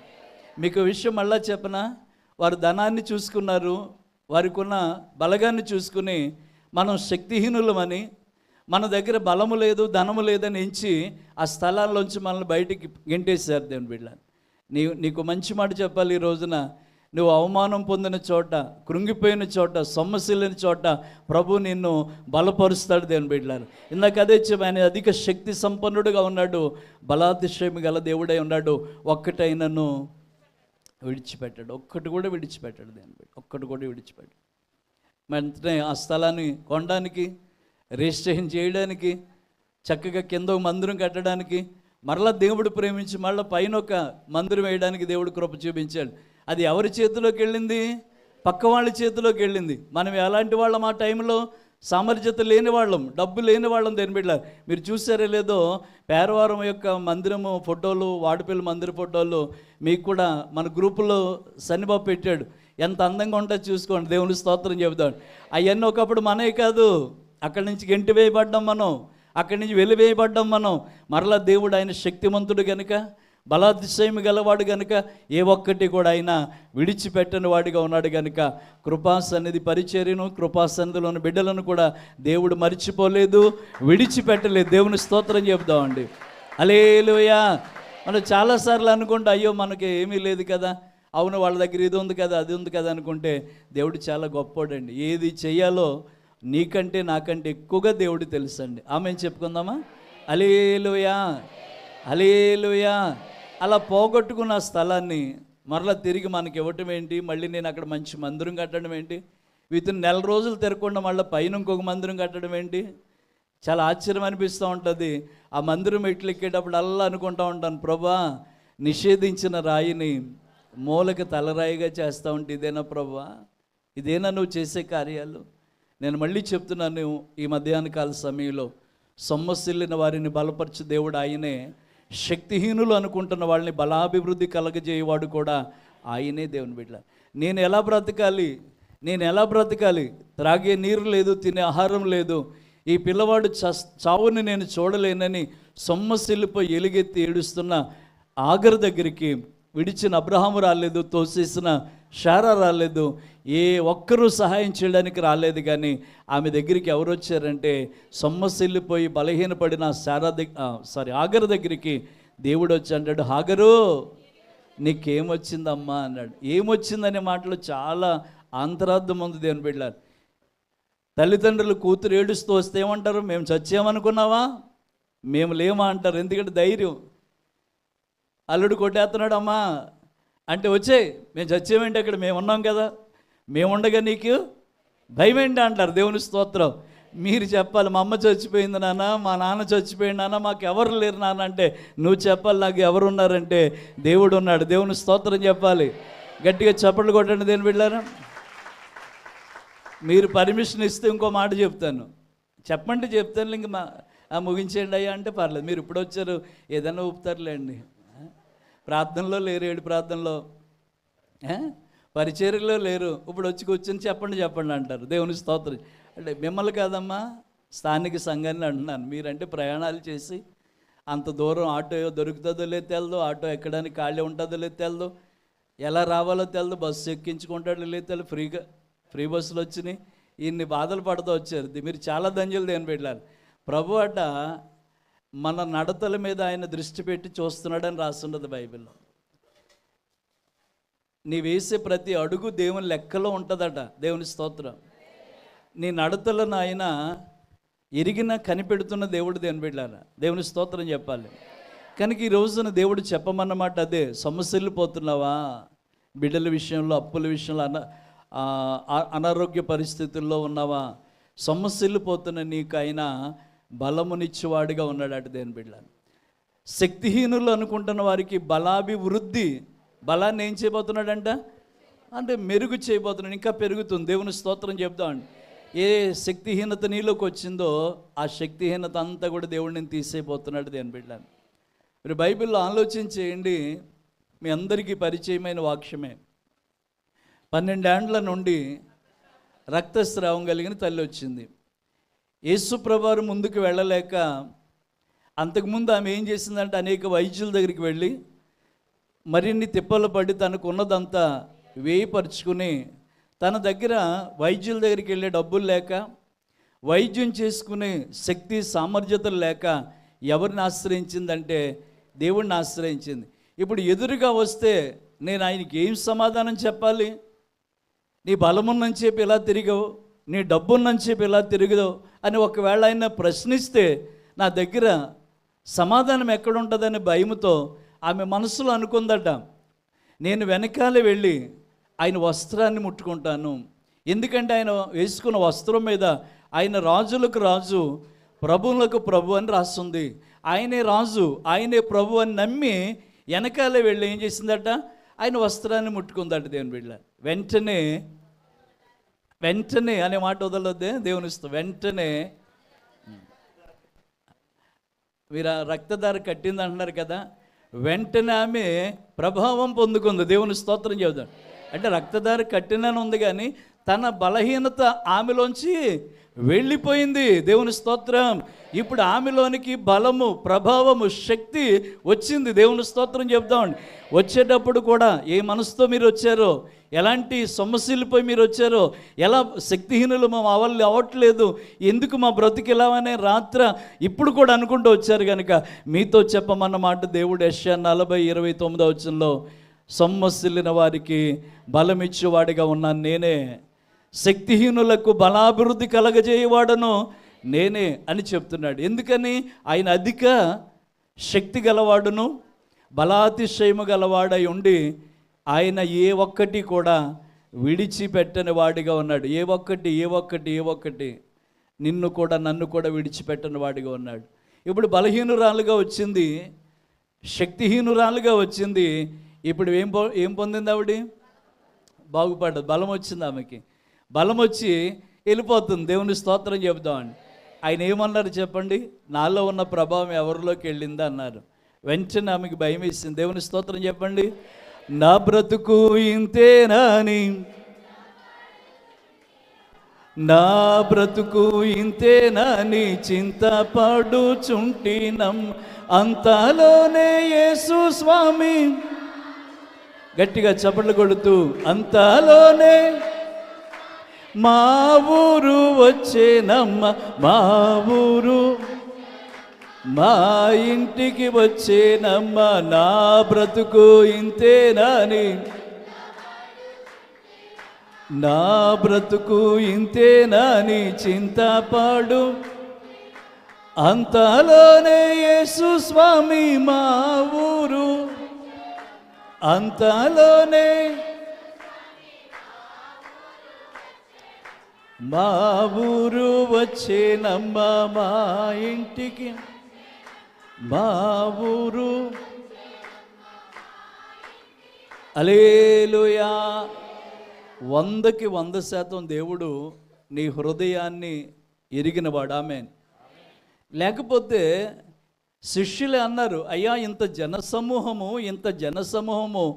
నీ మీద పడుతుండగా నిన్ను ముట్టింది ఎవరని అడిగితే మేము ఎలా చెప్పగలదు అని ఆయనకే ప్రశ్న ఇచ్చారు. కానీ ప్రభు వాళ్ళకి చెప్పిన మాట ఏంటో తెలుసా? అక్కడ ఉన్న ప్రజలకు అర్థమయ్యే మాట ఏంటో తెలుసా? శక్తిహీనురాళ్ళు, బలహీనురాళ్ళు, సొమ్మసిల్లిన వాళ్ళు, ఏమండి ఎవరో వచ్చినారు, వారిలోనికి నా బలము నా ప్రభావము వెళ్ళింది అన్నాడు. అది ఎవరికో తెలుసా? 12 ఏండ్ల నుండి ఈరోజు కూడా ఈ వాక్యం ఎవరికో తెలుసా? మీలో ఎవరో సొమ్మసిల్లిన మనసుతో ఉన్నారు దేవుని బిడ్డలారా. మీలో ఎవరో బలహీనులు, శక్తిహీనులుగా ఉన్నారు దేవుని బిడ్డలారా. అయ్యా ఏంటి పరిస్థితి, నాతో మాట్లాడు, నన్ను బలపరచు అనుకుంటున్నా, నీతోనే దేవుడు మాట్లాడుతున్నాడు ఈ రోజున. దేవుని స్తోత్రం చెప్పాలి. తైలాభిషేక ఆరాధన అంటే ఏదో ఒక అందరూ పెడుతున్నారు మనం పెట్టాలని పెట్టలేదండి. ఉపవాసం ఉండి ప్రార్థన చేసిన తర్వాత ఇలా బలపరచడానికి ఇక్కడ ఏముంటుందంటే వాక్యం ఉంటుంది. అన్నిటికంటే బలమైనది ఏంటి? వాక్యము. దేవుని బిడ్డలారా, ఆయన వాక్కును పంపిస్తేనే అందరూ బాగుపడతారని ఉంది. ఆయన వాక్యం వెళ్ళిన చోట వెలుగు కలుగుతుందని ఉంది. అలాంటి వాక్యాన్ని మీకు విరివిగా అందించడానికి మంచి అవకాశాన్ని దేవుడు ఇస్తూ ఉన్నాడండి. తైలాభిషేక ఆరాధనలో దేవుడు ఉన్నాడు అని ఎన్నో సాక్ష్యాల ద్వారా, ఎన్నో రుజువుల ద్వారా మనం ప్రభువుని మహింపరుస్తున్నామండి. అందులో ఒక చిన్న విషయాన్ని మీకు జ్ఞాపకం చేయనా? ఒక సంవత్సరం ఈ మార్బుల్స్ అంటే ఈ టైల్స్ లేనప్పుడు గచ్చుతో మందిరం ఉండేది మనకి. ఆ టైంలో కూడా తైలాభిషేక ఆరాధన జరుగుతూ ఉంది. ఆ టైంలో మా జోసెఫ్ అన్నాను, రే అక్కడ ప్రార్థన నూనె ఉంటుంది, ఆ నూనె తీసుకురా అని చెప్తే ప్రార్థన నూనె సీసా, యాసిడ్ సీసా పక్క పక్కనే ఉన్నాయి. ఒలివ్ నూనె ఎలా ఉంటుంది? యాసిడ్ కలర్ గ్రీన్గా ఉంటుంది. అదే ఇది అనుకుని అలవాట్లో పొరపాటు అనుకుని ఒలివ నూనెకి బదులుగా యాసిడ్ సీసా తెచ్చేసాడు. ఇదే స్థలంలో అనేక మంది మీద ఈ మట్టి హస్తాల నుంచి వాళ్ళని తైలంతో అభిషేకం చేయాలి. ఫస్ట్ ఆఫ్ ఆల్ యాసిడ్లో నేనే పెట్టాలి చెయ్యి. యాసిడ్లో ఎవరు పెట్టాలి? నేనే పెట్టాలి. యాసిడ్లో చెయ్యి పెట్టిన వెంటనే నా చెయ్యి ఏమైపోవాలరా? కాలిపోవాలి. దేని బిడ్డలారా, ఇది దేవుడు నిలబడిన స్థలం కనుక దేవుడు ఏర్పాటు చేయమని తైలాభిషేక ప్రార్థనల ద్వారా దీవెన ఉందని దేవుడు చెప్పాడు కనుక ఇక్కడ కీడును కూడా దేవుడు ఏం చేయడం మొదలుపెట్టారంటే మేలుగా చేయడం మొదలుపెట్టారు. దేని బిడ్డ సరే తైలం అనుకుని యాసిడ్ పోసేసి నేను ప్రార్థన చేశాను. దేవుని స్తోత్రం చెబుతామండి. మారా మధురంగా మారిందో లేదో నువ్వు నేను చూడలేదు, నీళ్లు ద్రాక్షరసంగా మారినలేదని మీరు నేను చూడలేదు, కానీ యాసిడ్ని తైలంగా దేవుడు మార్చాడు. దేవుని స్తోత్రం చెబుతామండి. యాసిడ్ని తైలంగా మార్చాడు దేవుని బిడ్డలారా. ఇది ఒకవేళ పోకట్ చేస్తే మరి సంఘ బిడ్డలకు మా బిడ్డలకు కొంతమందికి తెలుసు. మొదటి ప్రార్థన చేసి ఆ యాసిడ్లో చేయి పెట్టి బిడ్డలందరి మీద వేస్తున్నాను దేవుని బిడ్డలను, బిడ్డలందరి మీద వేస్తున్నాను దేవుని బిడ్డలను. అందరూ తైలాభిషేకం తీయించుకుని చిన్నపిల్లలు అందరూ, పెద్దవాళ్ళు, ఆడవాళ్ళకి అసలు అంత ఇష్టపడేది జుట్టు. ఈ పాటికి మీరు అందరూ డ్యాష్ గుండ్లు అయిపోను. డ్యాష్ గుండ్లు అంటే ఇక అదే డ్యాష్ గుండ్లు అయిపోను. దేవుని స్తోత్రం చెప్పండి. డ్యాష్ గుండ్లు అయిపోను. అదే డ్యాష్ మీరు పూర్తి చేసుకోండి. అయితే ఈ కార్యం నేను చేశానని దేవుడు చెప్పడానికి ఫైనల్లీ చివరి టైంలో నా చేతిలో ఉన్న గిన్నె అలా తొనికిసలాడి కిందన్న గచ్చు మీద పడి గచ్చు పొగలు వచ్చేసి కాలిపోతుందండి. గచ్చు అంతా కాలిపోతుంది. కొన్ని నెలల పాటు ఆ మచ్చలు అక్కడ పోలేదండి. యాసిడ్ తిన్న మచ్చలు పోలేదు. ఒక రెడ్ది దారికి ఇలా కార్పెట్లో రెడ్ పెయింట్ వేసాం. రెడ్ పెయింట్ అంతా తినేసింది, సిమెంట్ అంతా తినేసిందండి.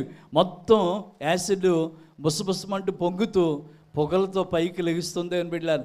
ఏంటి ఇలా జరిగింది ఏంటని చూసుకుని నాకు వెంటనే నా చేయి చూసుకున్నాను. రక్తం చేయి. ఆమె చెప్పరేటండి, ఏం చేస్తావు చేయి అన్నట్టు. ఏం అవ్వలేదు. దేవుని స్తోత్రం చెబుతామండి. ఆ తర్వాత చెప్పిన తర్వాత అనుకున్నా అందుకైనా చురుకుమంది, ఇందుకైనా చురుకు అనుమానం వచ్చిన తర్వాత ఏమనకపోతే ఏం చేస్తారు?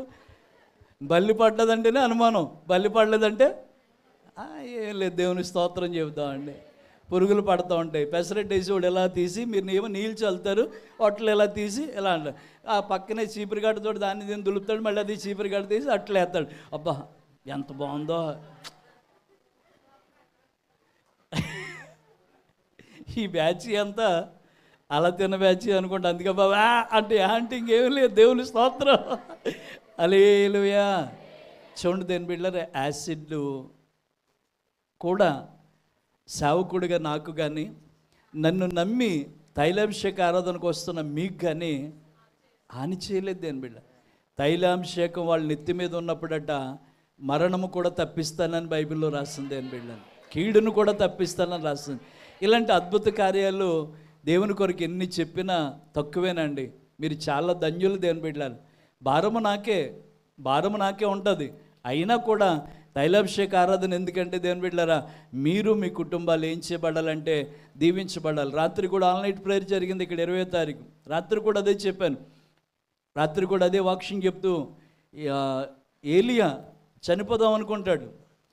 ఏలియా ముందు భూకంపాలు, మెరుపులు, సుడిగాలులు రప్పించి అక్కడ నిలబెట్టి ఆ పరిస్థితుల్లో నిలబడిన ఏలియాతో దేవుడు మెల్లని స్వరముతో మాట్లాడతాడు. దేవుడు, ఏలియా అయినా నీకేం పని ఇక్కడ? నువ్వు ఇక్కడ ఎందుకు నుంచున్నావు అసలు? నువ్వు లే, వెళ్ళి పలానా వాడికి పట్టాభిషేకం చేయి, అభిషేకం చేయి, అతని మీద నీ తర్వాత ఎలీషాని అభిషేకించి అని చెప్పి చచ్చిపోదామన్న వాడి చేత దేవుడు మహాత్మైన కార్యాలు, రాజులు నియమించడానికి, ఏమండి ప్రవక్తలు నియమించడానికి ఏలి అని చనిపోతాను అనుకున్న బలహీనుడిని దేవుడు ఏం చేసి పంపించాడు? బలపరిచి పంపించాడు. గట్టిగా చెప్పకూడదు దేని బిడ్డారా? హల్లెలూయా. ఇల్లు కలిసి రాలేదు, ఈ ఊరు కలిసి రాలేదు, వెళ్ళిపోదాం అనుకుంటున్నావు కదా, నీతోనే దేవుడు చెప్తున్నాడు, ఊరిని విడిచిపెట్టక్కర్లొద్దు, ఇల్లు విడిచిపెట్టక్కర్లొద్దు, దేవుడు ఉన్నాడు నీకు మేలు చేయడానికి. దేవుని స్తోత్రం చెప్తామండి. హల్లెలూయా. ఆ తైలాభిషేక ఆరాధనలో యాసిడ్ని ఎలా మార్చాడండి? తైలంగా మార్చాడు దేని బిడ్డారా. ఇది గొప్ప చెప్పాలని కాదు, కానీ వాస్తవం నాకు ఇక్కడ ఉన్న బిడ్డలు మీలో చాలామందికి తెలుసు దేని బిడ్డారా. నిజంగా ఒకవేళ అది యాసిడ్ అని తెలిస్తే మొట్టమొదటి నేనే చేయబెట్టను, తర్వాత మీరు తలపెట్టరు.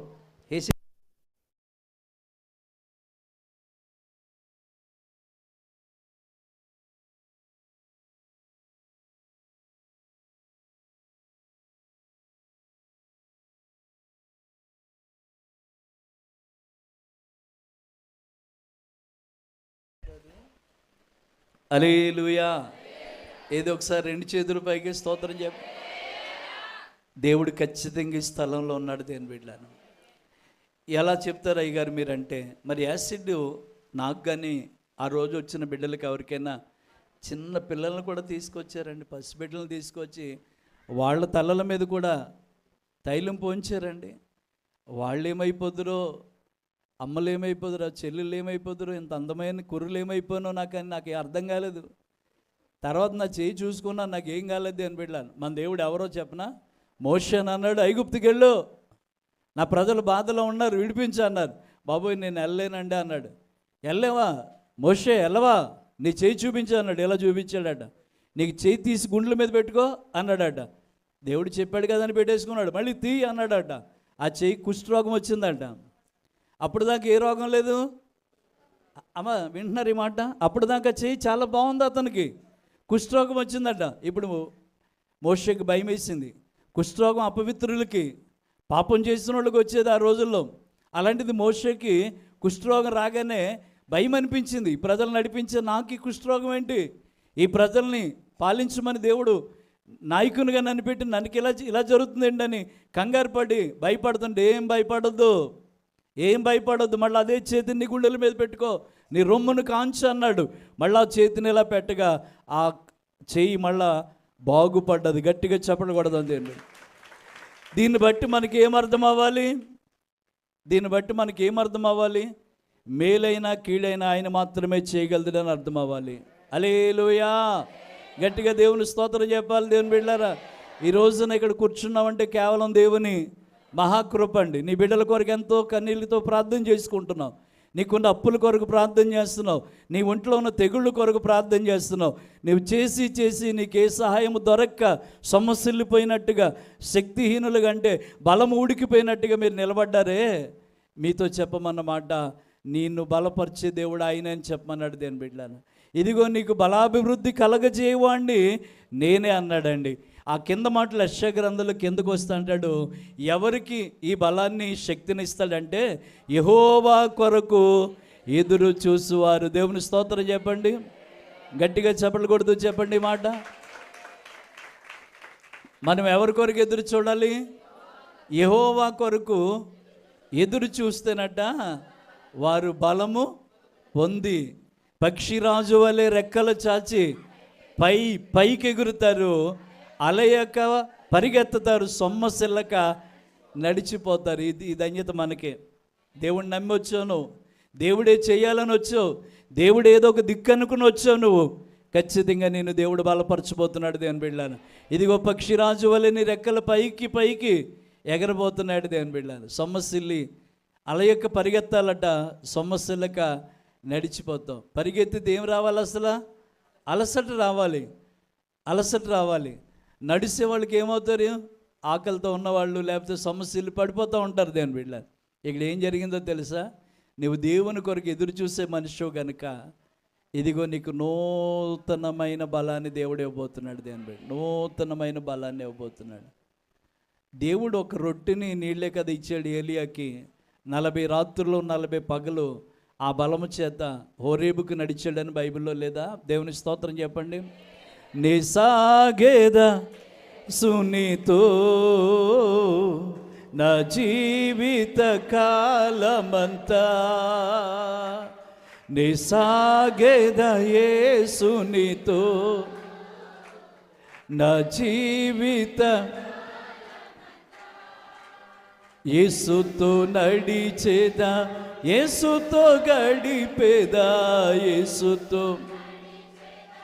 యేసుతో గడిపేదా, పరమును చేరగా, మరొక్కసారి పరమును చేరగా, ఆనోకు వలె సాగేదా, నిసాగేదా నా జీవిత, నిసాగేదా యేసునితో నా జీవిత. హల్లెలూయా. దేవుడిస్తున్న మాటను మనం హృదయంలో భద్రపరచుకోవాలండి. ఏంట మాట? సొమ్మసిల్లిన నీకు బలమిస్తానన్నాడు, శక్తిహీనులకు బలాభివృద్ధి కలగజేస్తానన్నాడు. ఇప్పుడు నాన్న నువ్వు నా కొరకు ఎదురు చూసినప్పుడు నీకు నూతన బలం ఇస్తానంటున్నాడు దేవుని బిడ్డ. నూతన బలం. నూతనం అంటే ఏంటి? కొత్తది అని. అంటే ఇది వరకు మన దగ్గర ఏమి లేదు చెప్పండి, బలము లేదు. ఇప్పుడు ఏ బలం ఇస్తున్నాడట? నూతన బలం. ఇది వరకు బలం లేదు కాబట్టి సొమ్మసిల్లిన వారిగా ఉన్నాం, శక్తిహీనులుగా ఉన్నాం. ఇప్పుడు మనకి ఏ బలం ఇస్తున్నాడంటే నూతన బలం ఇస్తున్నాడు దేవుని బిడ్డ. నూతన బలం ఇస్తున్నాడు. అందువల్ల నువ్వేం చేయబోతున్నావు అంటే పక్షిరాజు వలె నువ్వు పైకి ఎగురుతావట. దేవుని స్తోత్రం చెప్తాను. మన దేవుడట నిన్ను తోకగా కాదట తలగా నియమించాడట, కిందవాడిగా కాదట పైవాడిగా చేశాడట, అప్పు తీసుకునేవాడిగా కాదట అప్పిచ్చేవాడిగా దేవుడు నేను చేయబోతున్నాడు. దేవుని నమ్ముదామా? నమ్మితే గట్టిగా చప్పట్లు కొట్టండి. ఎలా నాకు బలం వస్తుందయ్యా? బలం వస్తే నేను ఏమవుతానంటే నిన్ను పైకి తీసుకొస్తాడు దేవుని బిడ్డ. నీవు పరిగెడుతున్నావు కానీ నీకేం పుట్టనివ్వడు? అలసట పుట్టనివ్వడు. నడుస్తున్నావు, నువ్వు సొమ్మసిల్లిపోవు. దేవుని స్తోత్రం చెప్తాం. ఇప్పుడు నీలో ఉన్నది ఏ బలం? అది నూతన బలం. దేవుని స్తోత్రం చెప్పాలి. ఇందాక బైబిల్ చదువుతున్నప్పుడు గొలియాతుని చంపుతానని వెళ్ళి సౌలు ముందు నిలబడ్డాడట. ఎవరు? దావీదు. దావీదు ఇలా చూసి స్కాన్ చేసి అన్నాడు, దావీదుని సౌలు స్కాన్ చేసి అన్నాడట, నువ్వు బాలుడురా, నీకు బలం సరిపోదు. నీ ముందున్నాడే గొలియాతు, ఆడి బాల్యము నుండి యుద్ధ అభ్యాసము కలిగిన వాడు, యుద్ధంలో నైపుణ్యుడయ్యా. నువ్వేంట్రా బాలుడివి, నువ్వేంటి బాలుడివి అని గాలి తీసాడు. ఎవరు? సౌలు రాజు. అప్పుడు వెంటనే దావీదు, అయ్యా మీతో ఒక్క మాట చెప్పుకొనిస్తారా అన్నాడు. చెప్పు ఏంటి అన్నాడు. నా తండ్రి మందలు నేను ఒకరోజు మేపుతూ ఉన్నానయ్యా, ఎక్కడి నుంచో ఒక ఎలుగుబంటి వచ్చిందయ్యా, మందలోంచి ఒక గొర్రె పిల్లని ఎత్తుకుని అలా పారిపోతుందయ్యా. నేను దాన్ని తరిమేనయ్యా, అది నా మీదకి వచ్చిందయ్యా, దాని నోట్లోంచి నా గొర్రెపిల్లని విడిపించిన అది నా మీదకి వచ్చిందయ్యా, నేను దాన్ని గడ్డం పట్టుకుని కొట్టి చంపేశానయ్యా. వండర్. దేవుని స్తోత్రం చెప్పండి. ఎవరికి చెప్తున్నాడు? బలము లేదని చెప్తున్న సౌలుకి చెప్తున్నాడు. శత్రువుతో చెప్పాలి, నన్ను బలపరచు దేవుని యందు నేను సమస్తము చేయగలను. బిడ్డకు పెళ్లి చేయలేదనుకున్న వాళ్ళతో చెప్పాలి, అప్పులు తీరవని హేళన చేస్తున్న వాళ్ళతో చెప్పాలి, ఇల్లు కట్టలేనన్న వాళ్ళతో చెప్పాలి, నా వలన కాదు నా దేవుని వలన జరుగుతుందని చెప్పాలి. దేవుని హల్లెలూయా. సౌలు అంటున్నాడు బాలుడు బలం లేదని తీసేస్తుంటే సౌలుకి చెప్తున్న మాట ఏంటో తెలుసా? నెవర్, మీరు అలా తీసిపడేది సార్. తోడేళ్ళు వచ్చింది, ఎలుగుబంటి వచ్చింది, అప్పుడు దాని నుంచి నా గొర్రె పిల్లని రక్షించుకుని అది నా మీదకి వస్తే దవడ పట్టుకుని చీచేశాను. రైట్, అక్కడ వరకు బాగుంది. తర్వాత మళ్ళా సింహం ఒకటి వచ్చిందయ్యా, ఎలుగుబంటే కదా అని ఈజీగా తీసుకున్నాడు. మీకు ఒకటి తెలుసా, సింహంతో పోరాడొచ్చు అంటే కానీ ఎలుగుబంటితో పోరాడలేమండి. పిల్లలు పోగొట్టుకున్న ఎలుగుబంట లాంటి ఉంటుందట, చాలా భయంకరంగా ఉంటుంది అని వీళ్ళ. రెండోది సింహం అన్నాడు. ఈ రెండు బలమైన జంతువులే, ఈ రెండు మనిషిని చీల్చి చెండాడేస్తాయి. ఎలుగుబంటి కథ వింటున్నప్పుడు ఈయనకి చెమటలు పట్టినాయి. ఎవరికి? సౌలుకి. వెరీ గుడ్, చెమటలు పట్టినాయి. ఇప్పుడు సింహం అనగానే కూర్చున్న వాళ్ళు వేసాడు. దేవుని స్తోత్రం, ఆమేన్. దేవుని ఎవరి ముందు ఎవరు లేచారు? ఎవరి ముందు ఎవరు లేచారు?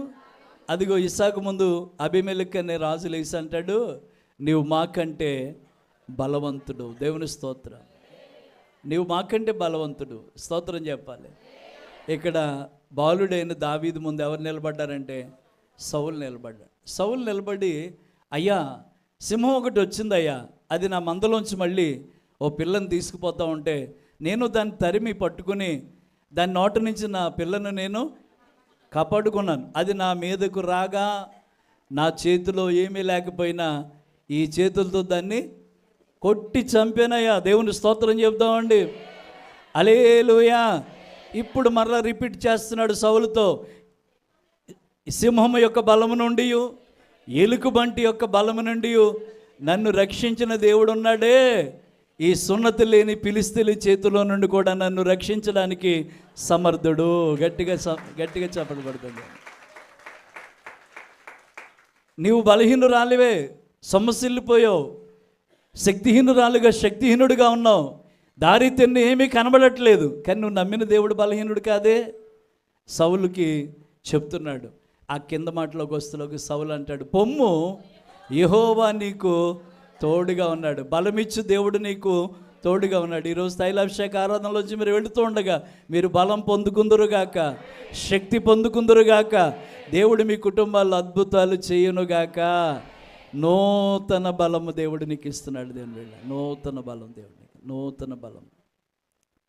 ఆ నూతన బలంతో నువ్వు ఇంకా పైకి లేవబోతున్నావు. పరిగెట్టిన అలసట అనేది నీకు కనబడినవాడు. ఏమండి, నడిచిన సొమ్మసిల్లిపోవు. ఏ ఒకరికి ఎదురు చూస్తున్న నీవు నూతన బలాన్ని పొందుకుంటావు. అలా చెప్పి బలమును గురించి మాట్లాడుతూ చెప్పి దావీదు ఎవరితో యుద్ధం చేయడానికి వెళ్ళాడు? గొలియాతు యుద్ధం చేయడానికి వెళ్ళాడు. గొలియాతు యుద్ధం చేయడానికి వెళ్ళాడు. గొలియాతు యుద్ధం చేసి గొలియాతుని చంపి వాడి కత్తితో వాడి తల నరికి అలా పట్టుకుని మచ్చుగా తీసుకొస్తున్నాడు. ఆయన అలా పట్టుకుని వస్తున్నాడు. దేని బిడ్డ, అంతకుముందు అన్నలు అతన్ని అంగీకరించారా? సౌలు రాజు అంగీకరించాడా? అన్నల దృష్టిలో దావీదు బలహీనుడే, సౌలు దృష్టిలో దావీదు బలహీనుడే, మనుషులందరి దృష్టిలో, నీ ఇంట్లో వారి దృష్టిలో నువ్వు బలహీనుడు, బలహీనురాలువే. నువ్వు నమ్మిన దేవుని దృష్టిలో మాత్రం నువ్వు యొక్క బలవంతుడు. దేవుని స్తోత్రం చెప్తామండి. నువ్వు నమ్మిన దేవుడు నేను బలవంతుడిగా దేవుడు చేయబోతున్నాడు. దేవుని బిడ్డ, శక్తిహీనులను బలపరచడానికి దేవుడు ఉన్నాడు. దేవుని బిడ్డ, ఆయన ఎవరని చెప్పాను ఇందాక? అధిక శక్తి సంపన్నుడు, బలాతిశయము కలిగిన దేవుడు మనం ఆరాధిస్తున్న యేసయ్య. దేవుని స్తోత్రం చెప్దామండి. హల్లెలూయా. ఒక్క మాటను మీరు వినండి దేవుని బిడ్డలారా. ఈరోజు మిమ్మల్ని ఎవరు గుర్తించినా గుర్తించకపోయినా దేవుడు ఖచ్చితంగా గుర్తిస్తున్నాడు. దేవుని బిడ్డ, యెషయా దగ్గరికి వెళ్ళి అడిగాడట, నీ కుమారులను ఒకసారి నా దగ్గరికి తీసుకొస్తావా అని. యెషయా దగ్గరికి సమూయేలు వెళ్ళలేదు, దేవుడు వెళ్ళమంటే వెళ్ళాడు. ఎందుకు వెళ్ళాడంటే దేవుడు అన్నాడు, యెషయా కుమారుల్లో నేను ఒకడిని అభిషేకిస్తున్నాను అన్నాడు. దేవుని స్తోత్రం. ఈ రోజున మీరు రమ్మంటే ఇక్కడికి రాలేదు, దేవుడే మిమ్మల్ని అభిషేకించడానికి తీసుకొచ్చాడు. దేవుడే మీ స్థితి మార్చడానికి దేవుడు ఇక్కడికి తీసుకొచ్చాడు. దేవుడే మీకు నూతన బలం ఇవ్వడానికి తీసుకొచ్చాడు. నూతన కార్యాలు చేయడానికి తీసుకొచ్చాడు దేవుడు. ఆమేన్. అయితే యెషయా గారు వెళ్ళారు, తైలంలో కొమ్ములు నింపుకుని వెళ్ళారు. గవిని దగ్గర కూర్చున్న యెషయా లేచి సమూయేలు గారిని చూసి, అయ్యా సమాధానంగా వస్తున్నారండి అంటే, మీ ఇంటికి వస్తున్నాను రా అన్నారు. ఎందుకండి అన్నాడు. ఇంటికి వెళ్ళిన తర్వాత, నీ కుమారుల్లో ఒక్కడిని రాజుగా దేవుడు అభిషేకం చేయమన్నాడు. వాళ్ళందరూ ఎక్కడున్నారు పిలువయ్యా అన్నాడు. వాస్తవానికి యెషయా ఏం చేయాలి? 8 మందిని పిలవాలి. కానీ ఎంతమందిని పిలిచారు? 7గురిని పిలిచారు. అంటే యెషయా తండ్రి అయ్యుండి కూడా దావీదుకి ఏమి లేనివాడిగా చూస్తున్నాడు, యోగ్యత లేనివాడిగా చూస్తున్నాడు. బలం సంగతి పక్కన పెట్టాడు, యోగ్యత. ఇంట్లో చూడండి, ఉద్యోగం చేసే కొడుకుని చూసినట్టుగా ఉద్యోగం లేనివాడిని చూడరు. చూడరండి. ఒక అత్తగారు ఉందంటే ఒక కోడలు ఒకలాగా, ఒక కోడలను ఒకలా చూస్తుందండి. ఇక్కడ చాలామంది అత్తగారులు ఉన్నారండి, ఏమనుకోకుండా దేవుని స్తోత్రం. ఓ రోజునట ఒక ఆడబడుసు, అంటే ఆడబడుసు అంటే ఎవరు? అతని భర్త చెల్లెలు. వెరీ గుడ్, ఎవరు మళ్ళీ చెప్పారండి, దేవుని స్తోత్రం. ఆడబడుసు వచ్చిందంట ఎవరింటికి? వాళ్ళ అమ్మగారింటికి. వాళ్ళ డాడీ చనిపోయాడు, వాళ్ళ అమ్మ ఉంది, వాళ్ళ అన్నయ్య వదిన ఉన్నారు.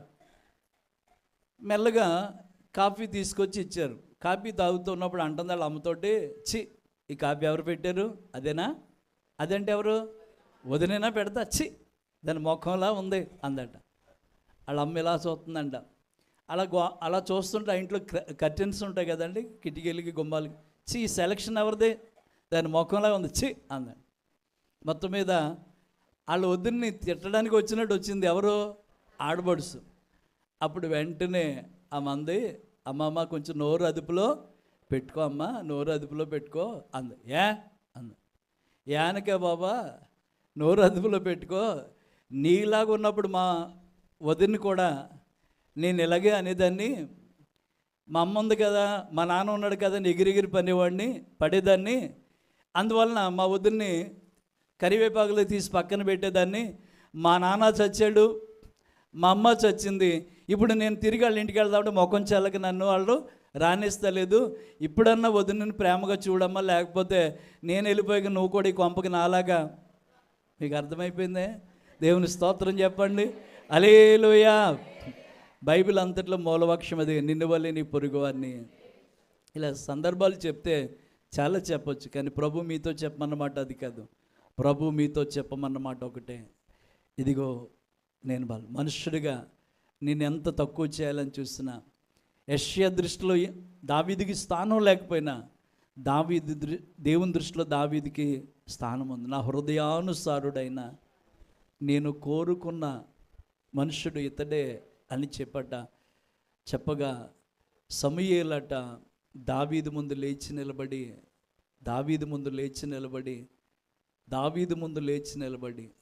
సమూయేలు ఎవరు, దావీదు ఎవరు? గొర్రెలు కాసుకునే కాపరి అని మీరు అన్నారు కదా, కానీ సమూయేలు దావీదు ముందు ఎందుకు నిలబడ్డాడంటే దేవుని దృష్టిలో ఉన్న వ్యక్తి ఇతను. దేవుడు చెప్పాడు కదా ఇతని గురించి నన్ను ఇక్కడికి వెళ్ళమని. అంటే సౌలు స్థానంలోనికి ఇదిగో ఇతన్ని దేవుడు ఎన్నిక చేస్తున్నాడని ఇప్పుడు దేవుని మధ్యలో ఉన్న వ్యక్తిని చూసట సమూయేలు నిలబడి దగ్గరికి పిలిచి, అతను మంచి నేత్రములు కలవాడును, ఎర్రని వాడును, చూచుటకు సుందరుడై ఉన్నాడు. చూచినప్పుడు దేవుడు అంటున్నమాట, నేను కోరుకున్న మనుషుడు ఇతడే అని చెప్పగానే సమూయేలు సౌలు లేచి ఏం చేశాడట? ఏ మాట వదిలేరే, మీరు కూడా లేచితే బాగుంటుందేమో. లేచి దేవుని స్తోత్రం చెబుదాం. ఈయనెక్కడ సమూయేలు ఎక్కడా? బాలుడైన దావీదు ఎక్కడ? బాలుడైన దావీదు ముందు సమూయేలు లేచాడట. దేవుని స్తోత్రం చెబుదాం. దావీదు ఎవరి దృష్టిలో ఉన్నాడు? ఆయన దృష్టిలో ఉన్నాడు కనుక ఎలుగుబంటి వచ్చినా సింహం వచ్చినా ఏం మానలేదు, బలపరచడం మానలేదు. మీరు ఎవరి దృష్టిలో పోవాలి ఇప్పుడు? నలుగురిని పోగొట్టుకుని వీళ్ళు నా పార్టీ, వీళ్ళు నా మాట వింటారని ఆడోళ్ళ పార్టీ, మగోళ్ళ పార్టీ చెప్తే వాళ్ళు ఏదో రోజు నీ అంతర్గత జీవితాలు తెలిసి, నీ బుద్ధి తెలిసి నేను వదిలిపెట్టేస్తారు. కానీ దేవుడు గొప్పవాడు. దేని పెట్టాను, దేవుడు పట్టుకున్నాడు అంటే గమ్యం చేర్చేదాకా విడిచిపెట్టాడండి. ప్రార్థన చేద్దాం, అందరూ లేచి నిలబడండి. దేని పెట్టాను, సమస్యలు వచ్చావా? శక్తిహీనుడుగా బలహీనుడిగా వచ్చావా? నాకెవరూ లేరు, నేను ఏది నా వల్ల జరగదు ఇంకా అని నీవు కృంగిపోతూ వచ్చేవేమో. ఒకవేళ దేవుడు నీతో మాట్లాడుతూ ఉండగా ఒక్క నిమిషం అందరూ కూడా ప్రార్థన చేద్దాం. హల్లెలూయా యేసయ్యా, హల్లెలూయా, హల్లెలూయా. అందరూ కూడా ప్రార్థన చేసుకుందామండి. నిజంగా నీ అప్పులే నేను కృంగి చేస్తూ ఉండొచ్చు.